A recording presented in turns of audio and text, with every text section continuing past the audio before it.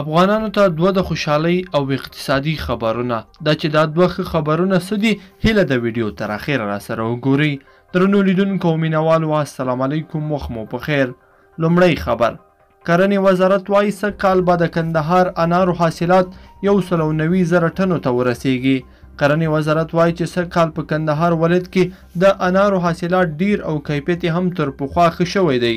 یاد وزارت د یوې خبرپاڼې په خپرولو سره ویلي چې د کندهار کروندګر به سږ کال پر 9500 هکټاره ځمکه باندې د انارو له کرل شوو ونو څخه شاوخوا 190,000 ټنه حاصلات واخلي.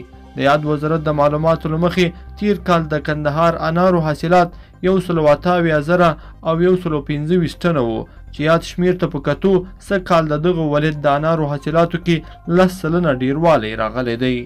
دوهم خبر: کابل کې د پیازو 90 معیاري زیرمتونونه ګټې اخیستنې ته وسپارل شول. د کرنې اوبو لګولو او مالدارۍ وزارت وایي په کابل ولایت کې د پیازو 90 زیرمتونونه ګټې اخیستنې ته سپارلي. دغه زیرمتونونه په چهاراسیاب، موسهي، خاکی جبار، باګرامي او د سبز ولسوالیو کې جوړ شوي دي او هر یوې د 12 میټریک ټن پیازو د ساتلو وړتیا لري. د یاد وزارت په وینا دغه 90 زیرمتونونه د 40 میلیونه 956,000 افغانیو په لګښت جوړ شوي دي او ورسره به د پیازو په ساتنه کې ډیرې اسانتیاوې رامنځته کړي. لیدونکو په دې هیله چې دا دوه د خوشحالۍ او اقتصادي ډک خبرونه به مو تر پایه راسره لیدلي وي. که مو دا ویډیو خوښه شوې، ویډیو لایک کړئ، د سره او چینل هم سبسکرایب کړئ.